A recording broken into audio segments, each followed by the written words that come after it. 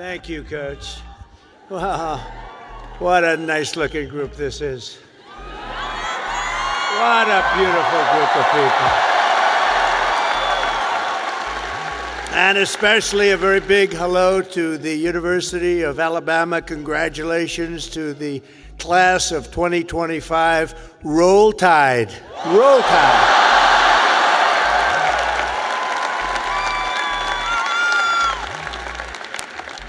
There are things that happen in life that are very important, and you always remember where you were when they happened.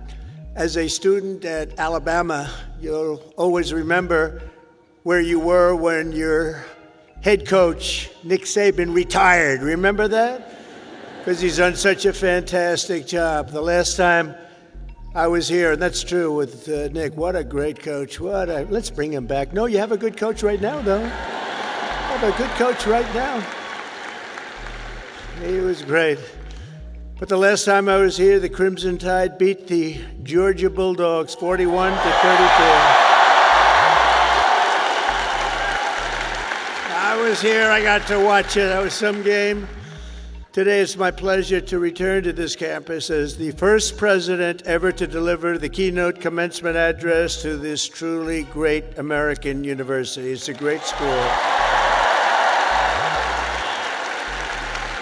And there's nowhere I'd rather be than right here in Tuscaloosa, Alabama, Titletown, USA. That's what it's become. And I love this place. Maybe it's because I won Alabama by 45 points. Could that be the reason? 45? You know, the way they say, the polls have closed in Alabama. Trump has won Alabama immediately. It was very quick. It was very, very quick and nasty. That's what we like. They put all 7 of your commencement ceremonies, I don't know if you know this, but they put them all together, first time ever, so I better do well, or I'm in big trouble. But I want to thank President Bell for his 10 years of distinguished service, highly respected gentleman, but 10 years of service to this great university, overseeing the education of 100,000 proud Alabama graduates. That's something to have on your record. I also want to thank Alabama Governor Kay Ivey, who's here with us, and she's a fantastic. Where is she? Where is she? She's around here someplace. She's here. I just took a picture. I said, you're doing a great job, along with the very wonderful man, a friend of mine, Senator Tommy Tuberville. Where's Tommy? Tommy's great. When he wanted to run for the Senate, I said, well, you beat Alabama 6 times in a row. How can you run for the Senate? He said, well, I just look at him and I say, well, I was responsible for them getting Nick Saban. I said, that's a good reason. And he won, very easily he won, but I'll never forget that. Thanks also to a wonderful person, Representative Lisa McClain, a great person, great, highly respected. Gary Palmer, Robert Adderholt, Dale Strong, Ronnie Jackson, Ralph Norman, along with Lieutenant Governor Will Ainsworth, Alabama Attorney General Steve Marshall, Alabama Secretary of State Wes Allen, great people, Alabama Senate President Pro Tem Garland Gudger, Chancellor Sid Trant, and members of the University of Alabama Board of Trustees. But most importantly, and they would agree with this, let's give a big round of applause to your incredible parents, grandparents, and family members.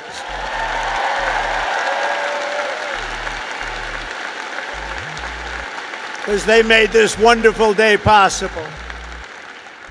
Oh, you're great. Without them, it doesn't happen. Without them, you probably aren't here, and you wouldn't have that big, beautiful smile on your faces. This year, the graduating Alabama class of 2025 has over 6,600 graduates. You're the largest class in school history. Among your ranks are among the 800 first-generation college students and nearly 3,000 students from right here in the great state of Alabama. Amazing. And this class also includes many Rhodes Scholars, Goldwater Scholars, 213 Merit Scholars, and over 1,500 students graduating with red caps. You know what that signifies? 4.0 GPA. That's a lot of students. That's a lot of students.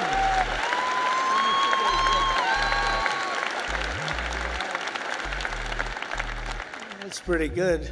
I know who I'd pick. I'd look for a red cap. I say, I want you to work for the beautiful Trump administration, this lovely administration.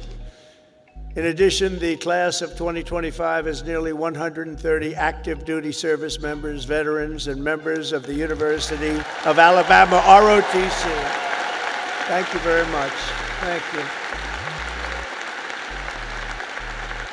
Everywhere you look, you can see the fierce spirit of this school, but nowhere more clearly than in your world-class athletics. There's nothing like it. Probably there's no school like it. That's why I would like to recognize the 11 graduating seniors on the University of Alabama football team. Where may they be? Where are they? You just have to look, and they're about a foot taller than everybody else. Oh, great. Thank you very much. Congratulations. Great season. Thank you. Thank you. Great season. There's something truly special about the players, coaches, and the fans who pack the stands at Bryant-Denny Stadium and proudly sing Dixieland Delight. We like that. Alabama has changed college football forever and inscribed into the history books the names of Bear Bryant, Joe Namath, 4 Heisman Trophy winners, and of course, the great Nick Saban.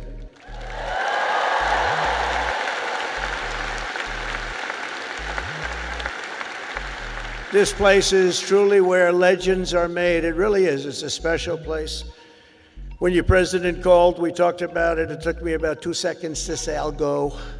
I wasn't looking to do it, and we are busy. You know, we're winning a lot of battles right now. We love winning, don't we? Love winning. We're winning a lot of battles. But I wanted to do this.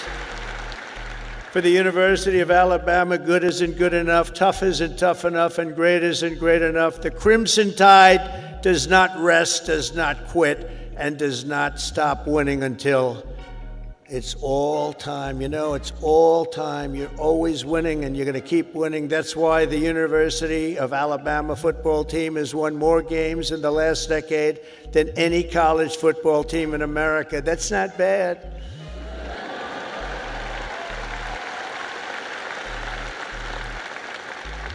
And it's why last fall you beat Auburn for the 5th year in a row. That's not bad.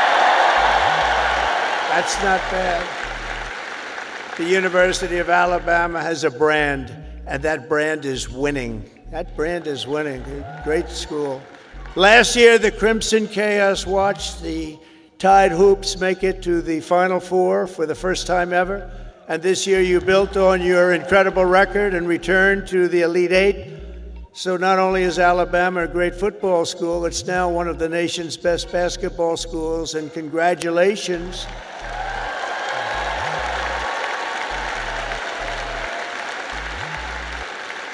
And I love sports, and I think I should have come here.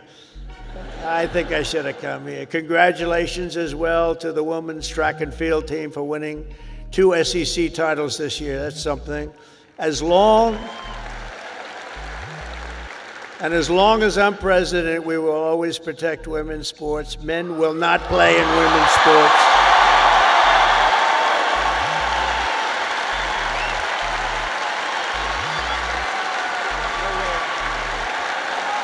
No way.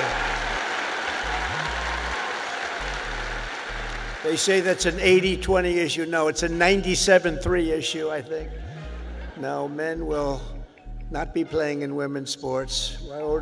I said that, and I classified it with a very powerful executive order, as you know. It's done. The class of 2025 was the first to enter the halls of this university in the aftermath of COVID-19.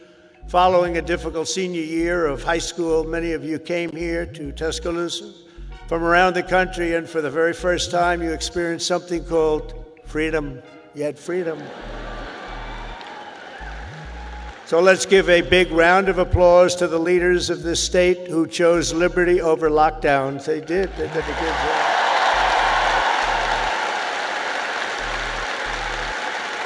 Did a good job. As you know, there are few campuses in the world more beautiful than this one, and there are few memories sweeter than the ones you have formed really at this capstone and at the capstone. You'll miss the beautiful sounds of Denny chimes, the excitement of lining the Walk of Champions, the Saturday tailgates at the Quad. As you graduate, it's natural to reflect on 4 years of happy memories, and you've really had happy memories here. You've done a lot of winning. Winning is a good thing to do. But today I'm also asking you to look forward to really something very, very bright and more promising, and it's going to be an even more promising tomorrow, I promise you that. You're the first graduating class of the golden age of America. We're in the golden age. You watch. It's the golden age.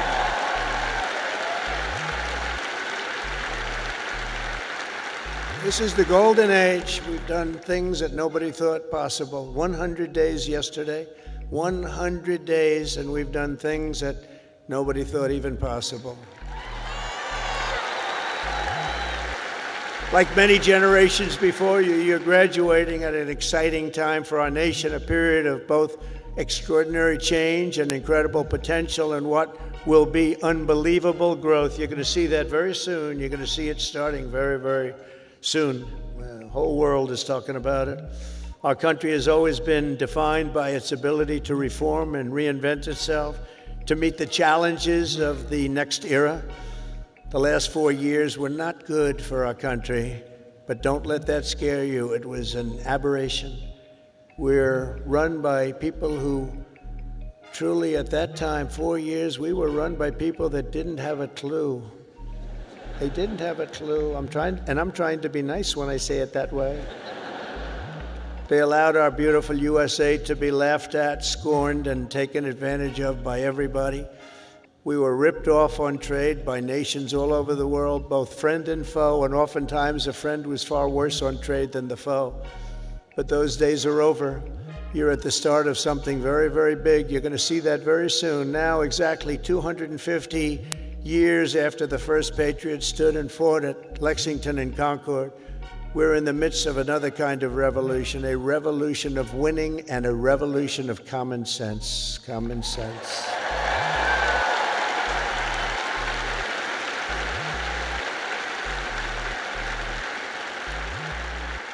Everywhere you look, broken systems, corrupt institutions, and tired dogmas are being swept away by the tide of history. Ancient wisdom is being rediscovered, and the best and strongest traits of America are coming back for all to see, bigger, better, and greater than ever. Coming back, and they're coming back fast. The spirit of our age is one of boldness, vigor, ambition, and adventure, and it's exciting to be you and young. Oh, I'd pay you a lot of money to have your age. You have a great future. The people have rejected the voices of a failed establishment. You saw that in the election. We've turned the page on endless wars, crippling debt, open borders, ruinous inflation, and the lack of respect for our country and for its leaders. But we're turning that all around, and we're turning it around very fast. We will very quickly make America great again.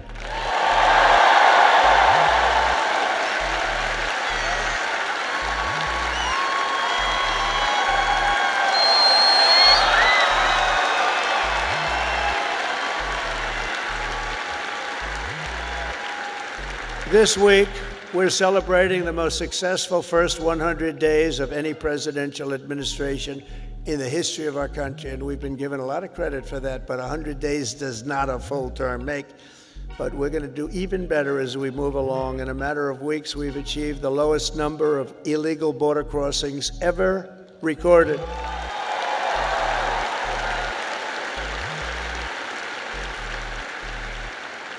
And you've seen it, hundreds of thousands of people pouring into our country from prisons, from mental institutions, from gangs, and all over the world, not just in South America.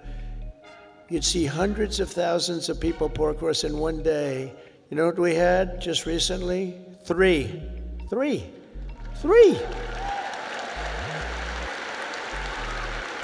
And we slashed the number of illegal aliens released into the United States by 99.999%. And you know, if that number is wrong, the fake news, which is all over the place today, is going to be correcting me before I get to the next sentence. Now, 99.999%, how about that? Nobody thought that was possible. They said you needed legislation. No, you just needed a new president. That's what you needed.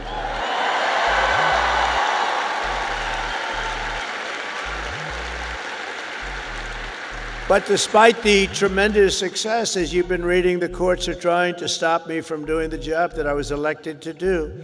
We won by millions of votes. We won all 7 swing states, 7 out of 7. We won 312 electoral college votes. They said, 270 would be great. We won 312, and 2,750 counties versus 525 counties throughout the nation. That's why when you look at a map, it's all red. It's all red. Every inch of it is red, a little couple of blue dots. But they have to let us do the job that the voters want us to do. Judges are interfering, supposedly based on due process, but how can you give due process to people who came into our country illegally? They want to give them due process. I don't know. We've created 350,000 new jobs and brought core inflation down to its lowest level in many, many years. Energy is down. Look at your cost of energy, way down. Groceries are down. Even eggs are down. Remember I came in? Remember I was here a week and they started screaming at me, the fake news. Egg prices have doubled. I said, I just got here. I've been here for 4 days. I said, tell me about egg prices. They've doubled. Well, they didn't double under me. I just got there, and we did a great job. We brought down the cost of eggs. In fact, they said you won't have eggs for Easter. They wanted to we have a big Easter egg hunt at the White House. You saw it just take place. And they thought we should order thousands of plastic eggs. Plastic. I said, no, we'll do it. And we straightened out the egg situation very quickly. Our great Secretary of Agriculture did a fantastic job, and we had so many eggs we didn't know what the hell to do with them. And prices of eggs have gone down 87% since I took office. That's something, right? But the price of food has gone down, and mortgage rates are down, and gasoline prices just hit $1.88 a gallon in 3 states. Can you believe it? It was at $3.50. It was at $4. We're drilling. Oh, we're drilling. You know, drill, baby, drill, right? We drill, baby, drill. We do that. We got it down. We have it going good. And, you know, when energy drops that much, you don't have much inflation. It's hard to have inflation.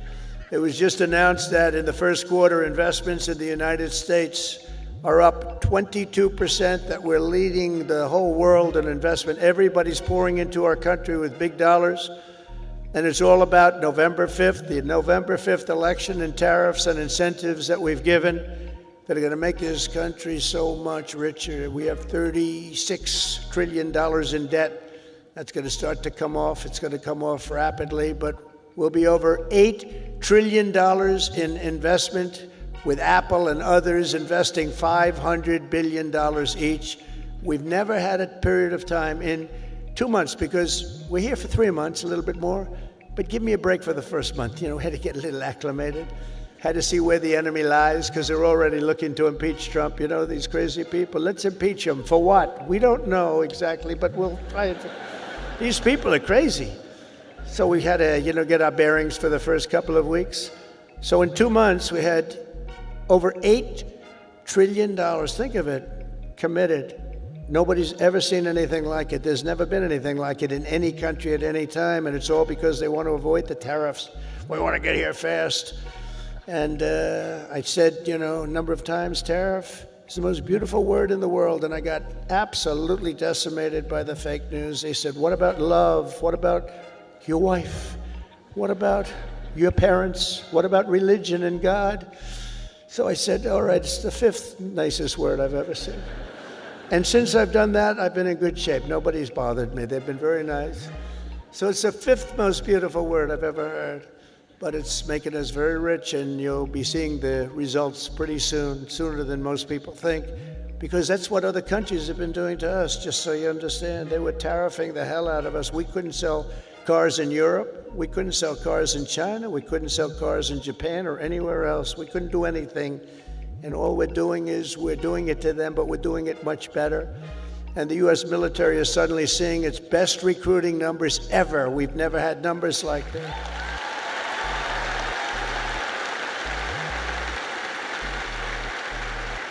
We now have waiting lists because there is such incredible spirit in our country. There's a great spirit. And just think, 6 months ago, and you remember, and it was embarrassing, before the election, 6 months ago, we were hearing and reading that numbers of those joining our military were at the worst levels ever. We've never had anything like it, right? You remember that? And now they're at the best levels ever. We have waiting lists to get into the military. We couldn't fill the positions, and that included in our police forces, our fire departments. We love our fire departments also. We can never forget our fire departments. But our police forces were begging for help. And now they're brimming over with people and applicants, and they're getting great ones. It's amazing what's taken place, and that's really the spirit. Each of the graduates in this arena will soon have the chance to help lead this project of national renewal. And that's what it is. It's a national renewal. We suffered so badly for 4 years. We had one of the greatest economies. We actually had the greatest economy in the history of our country during the first term of Trump. And then we got hit hard with inflation during the Biden economy. It was horrible. We were hit so hard. The worst probably ever. They say 48 years. We'll accept that. But I would say ever. You'll embrace this moment, and you'll step forward with strength and grit, faith and patriotism to put America on a new trajectory for your children. And then you'll take your place among the greatest generations in the history of our country. I think you have a chance to be the greatest generation in the history of our country, because we're turning it around, and you happen to be available. You're available.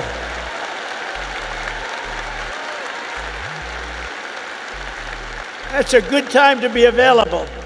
There are some times when it's not so good to be available, but this is a great time. I'm absolutely confident that the Alabama class of 2025 is up to the task. Are you up to the task? You learned a lot about winning here at Alabama, and now we need you to help win for America. For the business majors here today, I challenge you not merely to use your talents for financial speculation, but to apply your great skills that you've learned and had to forging the steel and pouring the concrete of new American factories, plants, shipyards, and even cities which are going up all over our country. Don't just build a strong portfolio, build a very, very strong America, and you're going to do that.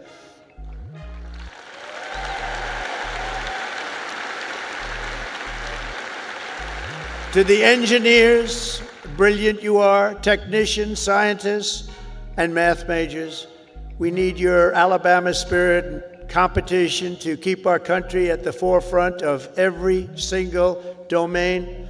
America should have the world's tallest buildings, design the fastest airplanes, build the greatest cars, do everything the absolute best, better than any other nation in the world, and you can do it. And we will soon land American astronauts on Mars. That will happen. That will happen.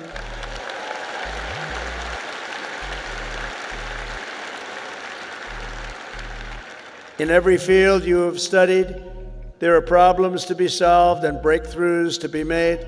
To the journalism majors, of which I've had a lot of problems with. So I must be honest. I'm not sure I like them. No, I do. But you're really leading a very thing, because we need a great and free press. We need a brilliant press. They're like a watchkeeper. They're very important, and you can go out and take it down a new track, help save the country. So important. Your task is so important, and it's to build a media that Americans can trust. And remember, the people of this country, they know the truth when they hear it. That's why the ratings, the approval numbers of the media are so low. We need those ratings to be 100%. We have to be able to trust our media. They say you have to have that. You need strong borders, and you need really free, fair, clean elections. You need those things, but the media is a big part of it. In the world of health and medicine, there is an exciting new movement to get poisons out of our food supply, keep toxins out of our government.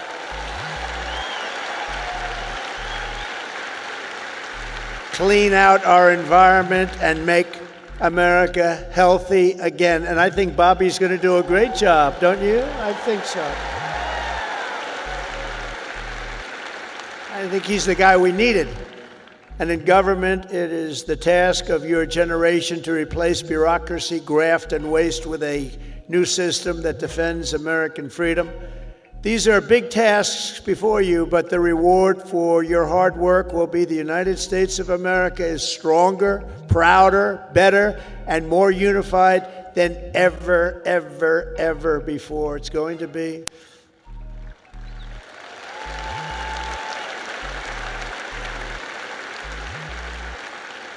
As you embark on this great adventure, let me share some of the biggest lessons I've learned from a lifetime spent building dreams and beating the odds. I beat a lot of odds. A lot of people said, I don't know. But it worked out okay. Where are we? Oh, gee, I'm president. How did that happen? Now, you're going to be in the same position. But some of the, would you like to hear some of the ideas, or should I just skip over that part, huh? That's going to be more interesting than all the other stuff, which was slightly political, right? I'm going to give it to you, though, just as I see it and as I've learned it, the hard way and the easy way. First, if you're here today and think that you're too young to do something great, let me tell you that you are wrong. You're not too young. You can have great success at a very young age. You're all very young. In America, with drive and ambition, young people can do anything. I was 28 when I took my first big gamble to develop a hotel in Midtown Manhattan, the Grand Hyatt, and it worked out incredibly well. But I was very young at the time. I was like a very young person in sort of an old person business. Steve Jobs was 21 when he founded Apple. Walt Disney was 21 when he founded Disney. James Madison, James Monroe, Alexander Hamilton, Thomas Jefferson. They were no older than 25 when they began the journeys that etched their names into the history books for all time. So to everyone here today, don't waste your youth. Go out and fight right from the beginning, from the day you leave this incredible university. Go out and fight tough, fight fair, but go out and fight. You're going to be very successful, because now is the time to work harder than you have ever worked before. Push yourself further than you have ever pushed yourself before. Find your limits and then smash through everything. Go and smash through. You've watched that football team smash through. You're going to do the same thing. You're at the age when you have the time and vitality to do really incredible things. If you just give it your all. You'll look back, and a decade from now, you'll be astounded by what you've achieved. You'll remember this day. You'll remember when the guy named Trump was giving the commencement address, and he said I could do it, and guess what? I did. I think you're going to remember that very fondly. I hope so.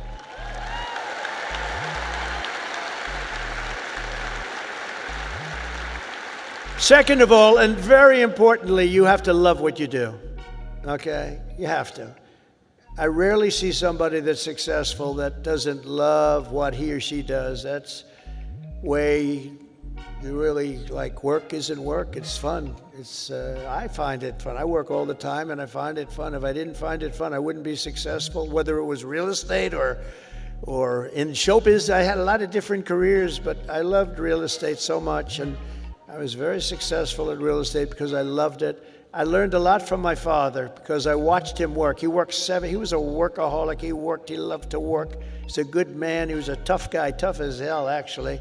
Now that I think back, I don't know if you could even get away with that nowadays. He was tough, but he was a good man, I'll tell you. And he worked 7 days a week. He worked Saturdays, Sundays, it didn't matter. And I learned by watching him, he loved his life. He loved what he was doing. He had a great long-term marriage, a long, many years. He beat me on that one. No, mine are very successful, but they haven't lasted quite as long. It was close to 70 years. That was a long time. I said, Pop, you beat me on that one. But you know what I learned from him? That he loved life, and all he did was work. I see people that don't work hard and they're miserable. So go out and find, but he loved what he was doing. And you have to find something that you love, and you have to follow your own instincts. Listen to your parents, they're very wise, but you have to follow your instincts and your heart, your soul, and you want to be the very best you can be. Treat every day like a home game against Auburn. Fight like hell and enjoy doing it, and your coach can tell you all about that. Third thing is to think big. You know, you're going to do something, you might as well think big, because it's just as tough. You can think small. I know a lot of people, they thought small, they're very smart. I know others that weren't nearly as smart, but they had a better picture of the big picture, because it's just as hard to solve a small problem as a big problem, and it's just as much energy and everything else, except the result is going to be a smaller one. So love what you do, but think big if it's possible. Now, if it's not possible, that's okay too. You do something, you have to do something that you love. You will have all the same headaches and challenges, all the same delays and setbacks, so you might as well do something that's just amazing. America doesn't aim small, Alabama doesn't aim small, and neither do you. So think big when possible, think big. Fourth is work hard. Work hard. Never ever stop. An example is a great athlete, actually, Gary Player, golfer, great golfer. He wasn't as big as other men. He was actually on the small side. Don't tell him that. Friend of mine, don't tell him that, because he doesn't understand that. But he worked very hard. He made up for it. He never stopped. He won 168 golf tournaments. Think of that, 100. I said, Gary, you're winning like every weekend. Do you ever choke or anything? I don't know what choke means. And he made a statement years ago that I read, and I thought it was sort of an incredible statement. He said, it's funny, the harder I work, the luckier I get, right? Think of that. The harder I work, the luckier I get. So you really have to work hard, and you're going to be successful because you have the talent. To get into this school is not easy. To get through it is even more difficult. You have a lot of talent. Fifth is don't lose your momentum. You just want to keep it going, and you have to know if you are losing it, you have to know when you're losing it, so maybe you stop, and maybe it's time to stop. Listen to the feedback, think through your plan very carefully, and keep moving fast. The word momentum is very important. I mean, I'll just tell you a little story about a great real estate developer named William Levitt. He built Levittown. Some of you might live in a Levittown. He was the biggest developer in the whole country in the 1940s and so. And he built these jobs. He started with one house, then 2 houses, then 20 houses, then thousands and thousands of houses. And a company, Gulf and Western, came along and they said, we're going to make you an offer to buy your company. And they offered him a lot of money, more money than he ever thought he could make. And he retired, lost his momentum. He retired, and he led a beautiful life. He had a wife, I must tell you, it was his second wife. It was a trophy wife, what can I say? I don't like telling you everything, but we're all friends, right? Can we talk? We're all friends. He had a trophy wife, and he lived a different life. He moved to the south of France, but he it was a life of tremendous luxury. He had so many millions of dollars. He was given a fortune for the company, and 10 years went by, and then 15 years went by, and he got a call from this big conglomerate, Gulf and Western, and they said, we're not doing well with the purchase, because he used to pick up every nail, every piece of sawdust, every piece of wood, every chip, everything, and he'd sell it. He'd make a couple of bucks. Everything was perfect. They can't do that. You know, these big companies, they don't do that. You see it a lot when an entrepreneur sells to a big company and then he ends up buying the company back for peanuts later on. Happens a lot. But he was the best at what he did. But 15 years went by, and he was so excited, and they sold him back his company. And he started, and he was going to tear apart the world because he got bored with a life of luxury. And he started building and building and building, and the markets turned on him, and he went bad. He lost everything, and he went bankrupt, absolutely bankrupt. And it was a sad story to read. It was such an amazing story because he was so rich, but he paid them, and he bought it for the right price, bought it low, but he went wild. But he lost his momentum. He wasn't good at it anymore. And he was at a party on Fifth Avenue, I'll never forget.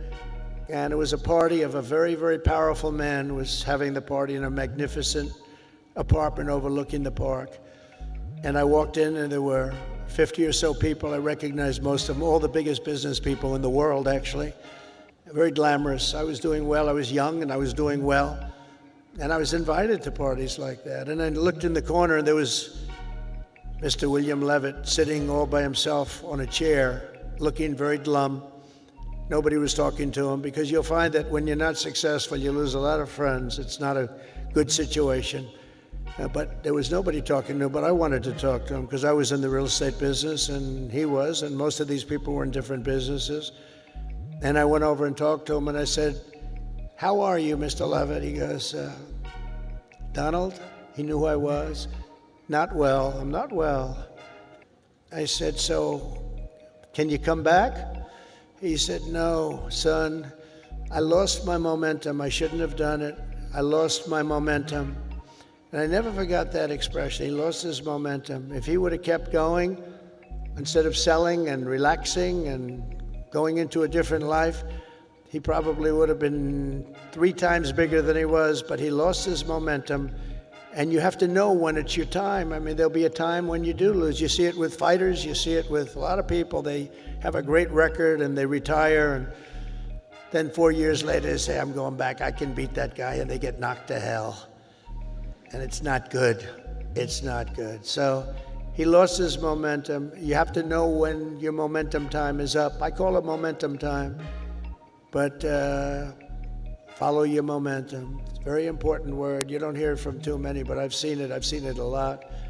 Number 6, if you want to change the world, you have to have the courage to be an outsider. In other words, you have to take certain risks and do things a little bit differently. Otherwise, if that weren't the case, everybody would be successful. It doesn't work that way. Progress never comes from those satisfied with the failures of a broken system. It comes from those who want to fix the broken system. And you'll make the bigger money, you'll make the more success by acting that way. The other way may be more secure, but if you want to go to the top, you're just never going to do it unless you break the system. Change is never easy, and the closer you get to success, the more ferociously those with a vested interest in the past will resist you. They want to resist. So I just say, trust me on that, because I know you really do. You have to break the system a little bit and follow your own instincts. But if your vision is right, nothing will hold you down. Nothing. You have to have the right vision.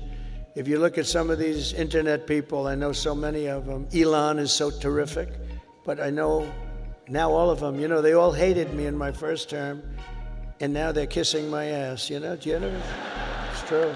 All of them. It's true.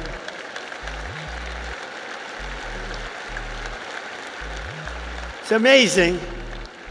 It's nicer this way. Now, in the first, they didn't know what happened because I won an election that, there was never a businessman that won a presidential election.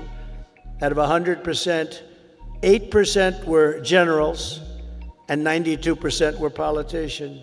Not even admirals, not even just generals. There were 8 generals: General Washington, General Grant, General Eisenhower. But 8% were generals and 92% were politicians.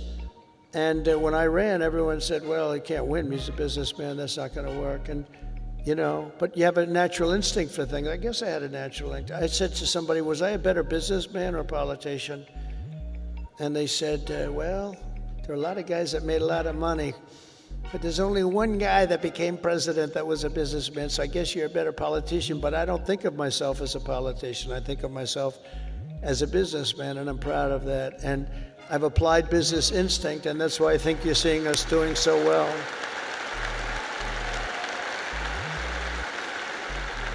So number 7 is to trust your instincts, common sense. You can go very far in life with common sense. And I applied that to politics because some of these things, like they had open borders.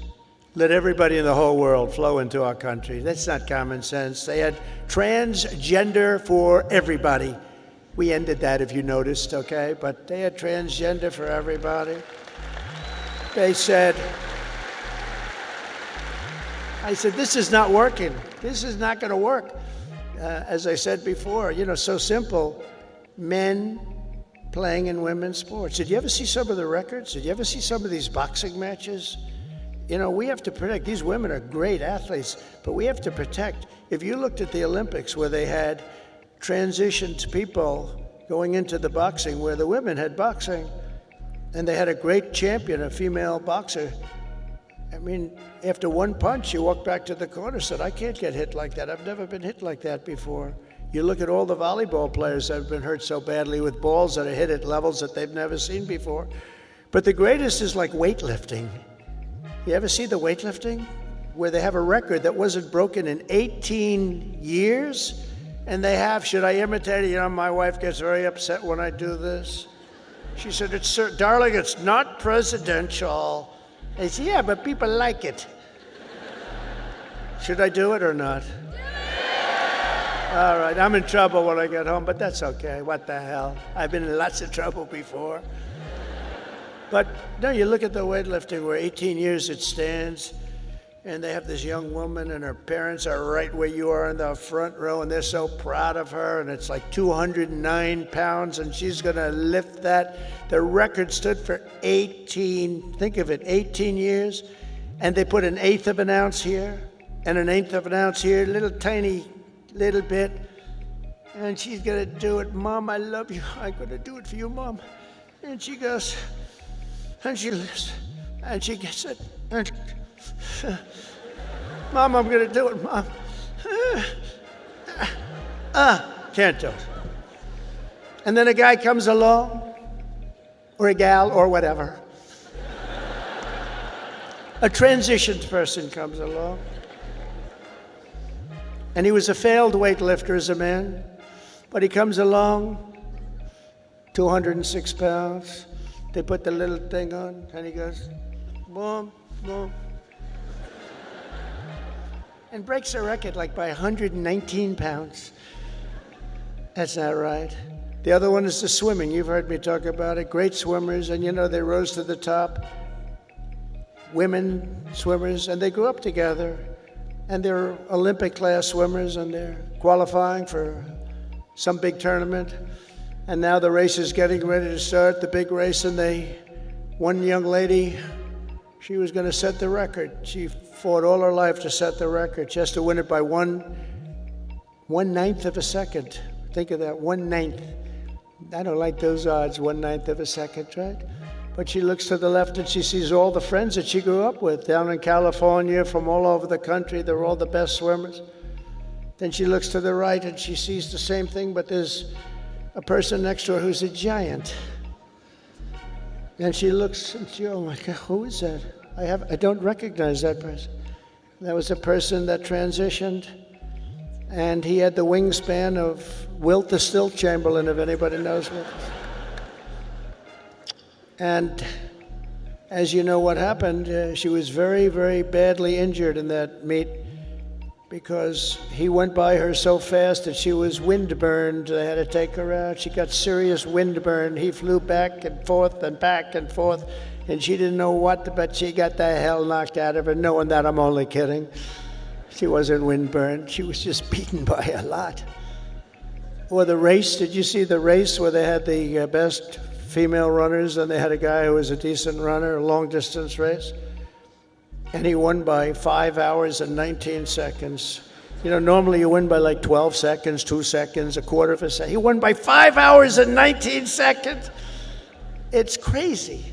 And honestly, it's demeaning for women, very demeaning. These are great athletes. It's very demeaning, and we're going to protect women. We're going to protect women. We're going to protect everybody.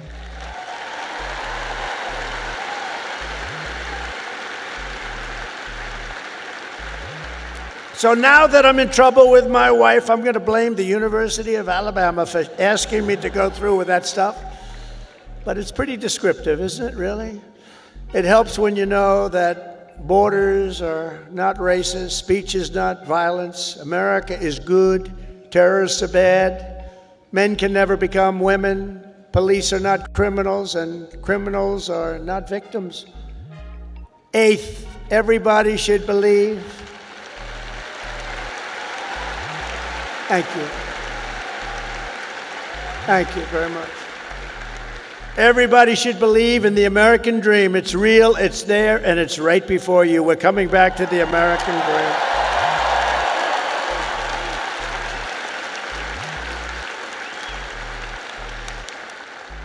dream. Ninth, think of yourself as a winner. The power of positive thinking. Dr. Norman Vincent Peale, from many years ago, wrote a book, The Power of Positive Thinking, and there is a lot to it, the power of positive thinking. Don't consider yourself a victim, consider yourself a winner. In recent years, too many of our young people have really been taught to think of themselves as victims and blame people and be angry. Don't be angry. But in America, we reject that idea that anyone is born a victim. Our heroes are the ones who take charge of their own destiny, make their own luck, and determine their own fate despite the odds, despite all odds. That's what happens. They're given a little chance in many cases, very little chance of success, and they become the most successful people in the world. Whether you were born rich or poor, black or white, male or female in America, anyone can be a winner. And our whole country will be cheering you on, and I'll be at the front of the line cheering you on, especially because you come from this incredible university.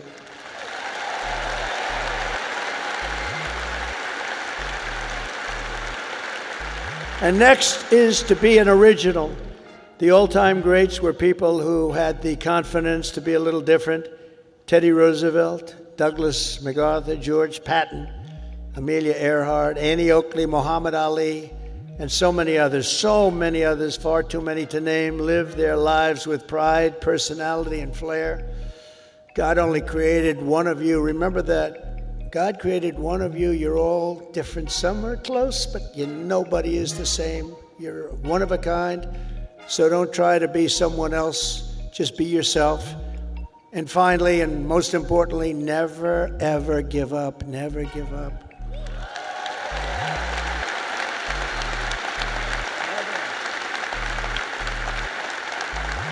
Never give up. And I've learned anything in life, and it's so true. One of the most important things you can learn, if you just went a little bit longer, if you just held out a little bit longer, you would have been successful. Well, the stories of that are legend. But I've learned that perseverance is everything. So whatever happens, no matter where you are in life, stay optimistic and just keep pushing forward. Just don't stop. Never, ever give up. Victory is right around the corner. I've watched Coach Saban win games that really were virtually over. You've seen it. You've been in the stands. He won a couple of games. I said, Coach, you got lucky as hell. He said, I didn't get lucky. I'm a talented guy. You know, those little touchdowns that come out of nothing. He's amazing. But he's a guy that doesn't quit and doesn't know what the word quit even means. He couldn't define it. He took victory out of the jaws of defeat, and you can do that too at every stage in my career. My enemies, of which there were many and probably are right now, I can think of a couple of people that don't like me too much right now.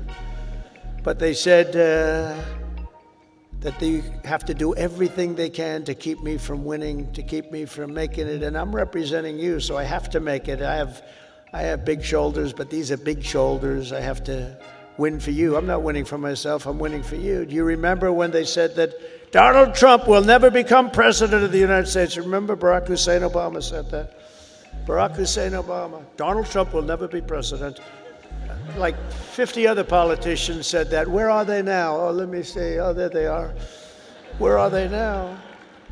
But here I am standing before you as the 45th and 47th president.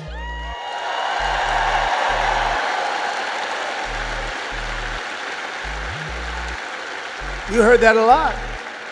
But against all odds, I did great in 2016. 2016, how great was that? And then I did much better in 2020. Sorry, the election was rigged. But it was a rigged election. And then in 2024, I made it too big to rig. I said, we got to do this again. We got to do this again. And we made it too big to rig. We made it. That was a great expression. I said, you got to go and vote. Even though I was leading big in the polls, I said, it doesn't matter. You got to make it too big to rig. And they did. They went out and they voted and voted and voted. And we won the whole thing. And it was so good. And it's such a great mandate for our country. That's the important thing. So never let anyone tell you that something is impossible. Ever, ever, ever. In America, the impossible is what we all do best. There is nothing you cannot do if you are willing to fight for it. You got to fight, fight, fight. Oh, I've heard that expression.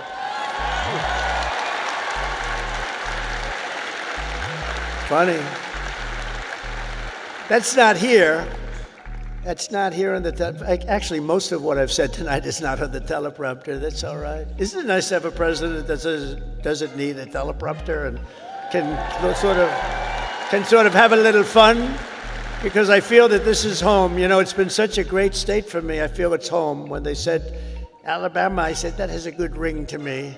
But it's something nice about somebody that doesn't need a teleprompter, isn't it? Huh? But for the past 4 years, you've lived in a state known for its fighters, its champions, and its warriors, and you've lived in the great state of Alabama, one of the greatest of them all, from Huntsville to Birmingham, from Montgomery to Mobile, and from right here in Tuscaloosa.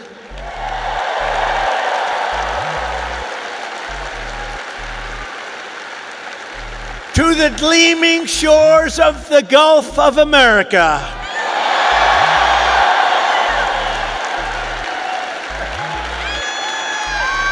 Gulf of America. That's a nice thing. Everybody loves it. I wouldn't say Mexico's thrilled, but you can't have them all. They're not thrilled. You continue the legacy of Alabama legends who blazed the trails, won the games, tilled the fields, forged the steels, built the ships, and gave us the victories that built America and changed the world. The entire world was changed by our victories. This is the state that gave us the might of the Iron City, the power of the Saturn V rocket, and the roaring engines of Talladega. Talladega. We love Talladega. We love Talladega. This is the state that gave us nothing but victory, the state of some of the greatest heroes in history, like Willie Mays, Jesse Owens, Joe Louis, your coach, Nick Saban, Hank Williams, and many others. Some of you will leave here today and travel the world, but you will always know that this state this is really sweet home Alabama, right? It's always going to be your place. I sort of feel that way myself, because from a political standpoint, it's just been, we connected from day one. From the first day I set my foot on this beautiful soil, I connected with Alabama. And here in Alabama, we believe that the men and women who built this country are heroes, and that America's destiny is to be the single greatest nation on the face of the earth. And we're bringing it back at a speed that nobody thought was possible. We believe in freedom and family, God and country. We cherish our Constitution. We revere our Bible. And we salute our great American flag.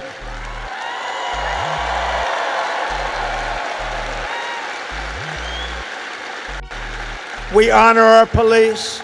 We respect our veterans, and we always stand for our one and only national anthem. We love our national anthem. We believe in strong parents, strong values, strong communities, and very strong borders. And we believe that the United States military is the greatest force for peace and justice the world has ever known. We have a great military. We just had people that didn't know how to lead it. We believe the South is beautiful, Alabama is great, and America is our home. We believe in the SEC and the USA.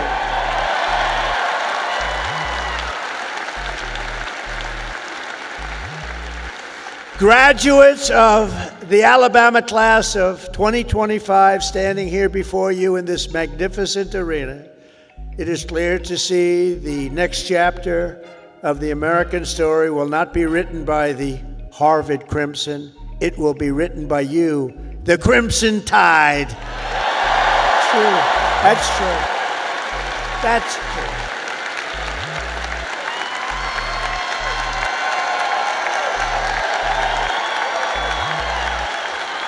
That's true.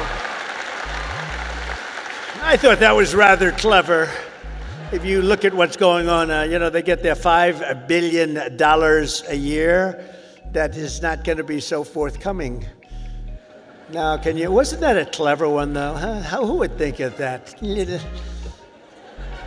Because this is Alabama, and at Alabama, you fight, and you win. That's what you know how to do. Congratulations to you all. Congratulations to this great class of champions. God bless you, and God bless America. Thank you all very much. Thank you.